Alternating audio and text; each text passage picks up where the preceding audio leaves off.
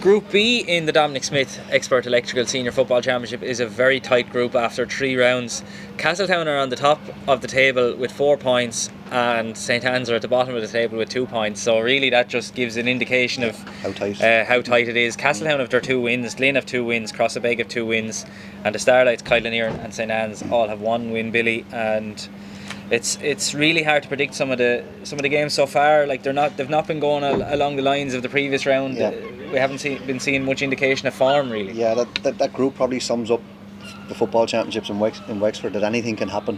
I suppose, not to be disrespectful, but Crossabeg are the surprise package. But really, people shouldn't be surprised because it's such a talented group of players, and Paddy Foley is back, Paddy Devrigs and the other 2 Devrigs, and they're fine athletes and a big team, and their performances the last 2 days have been fabulous. Beating like Castletown and Kilanerin were everybody's favourites to top the group, and they've beaten both of them. It's brilliant results, and it's great to see. And they play good football, and they seem to be growing in confidence, and they're a force to be reckoned with now in the championship. Well, if we looked at last year's championship, everyone was saying there was a kind of a top 3. We had the Shelmaliers, Castletown and Kilanerin probably in the top 3 last year. And in the last couple of weeks, Crossabeg have beaten Castletown by 6 points, I think it was, and Kilanerin by 7. Yeah. So they've really kind of catapulted themselves into contenders, I think, Billy. Definitely.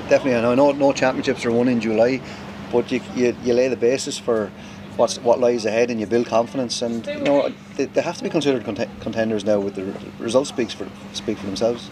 So that's Crossabeg. They're playing St Anne's at the weekend. Yeah. It's been a little bit more of a struggle for St Anne's. They do have the 1 win on the board. They beat the Starlights, but their score difference is -29, which will kind of give you an indication of how the first 2 rounds went for them. Difficult for them. They did typical St Anne's the last day. They came out and played really well, and I never like to predict against the Annes. I tell you, they're so hard to beat, and there's something special about the club and the team. But this week I will go against them, probably for the first time in a long time. I think Crossabeg have the momentum, but I think Crossabeg might just about pip this one. And I think Crossabeg might just pip it as well.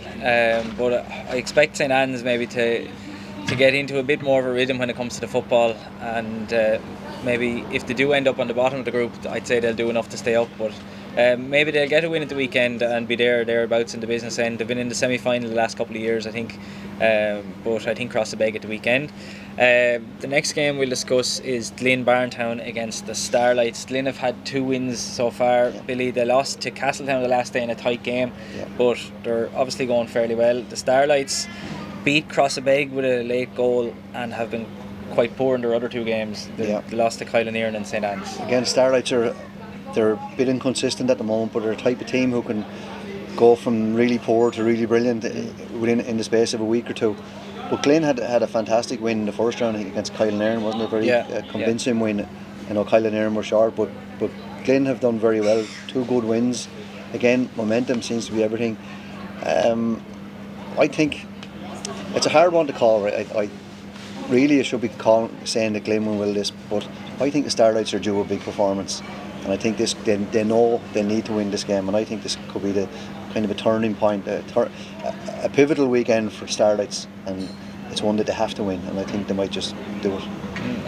I'll make it 1-1. I think Glynn-Barntown will win the game. I think the Starlights have just really had to hit form in the football championship. As I said, I know they got the win in round 1, but it was a little bit fortunate, and even the hurling is not going well either. So I think maybe Glynn-Barntown will get the win at the weekend against the Starlights. And the final game then in this group is the local derby, the big, I suppose, the big gory derby between Castletown and Kilanerin, and possibly more so for Kilanerin, but it's so crucial for them at the weekend to get something out of this game. They've only 1 win on the board, and they could be out of the championship if they don't get a win here at the weekend. Probably the most anticipated game of the weekend of the championship so far, because there is so much at stake, and there are such tight games between them all the time.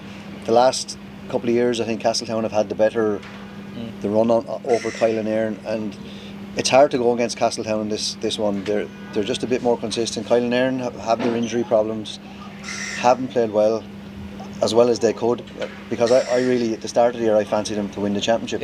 I've had a reset on that now. I'm not sure, it's still early days. They could turn it all around this weekend, and probably this is the incentive they need, but I think Castletown will will just about win by 2 or 3 points on this one. Yeah, it's a hard one to call, I suppose. Both of the sides are comfortably beaten by Crossabeg, so they can be clearly beaten. Kilanerin got their win against the Starlights, and they managed to do it without, like, they've had so many injury problems and lads away. They had Conor Kinsley was missing, Conor Devitt was missing, Paddy Hughes was missing, Keane Hughes was missing, Robert Murphy was missing. Half their team, just like, and there were more lads, but they're just, I suppose, the bigger names. I suppose the Hugheses and Conor Devitt, like, and I don't know how many of them are going to be able to play at the weekend, but I think a lot really will depend on how many of them actually can play, Billy, because if they have everyone available to them, they have a phenomenal panel. Yeah, it's a different team then. Yeah. So you're going to go with Castletown, and I'm going to go with Kilanerin. I think they might just get the win on the board at the weekend. It'll make the group very tight going into round 5, but that's the way we'd like to have it, and we wish all teams the very best to look at the weekend.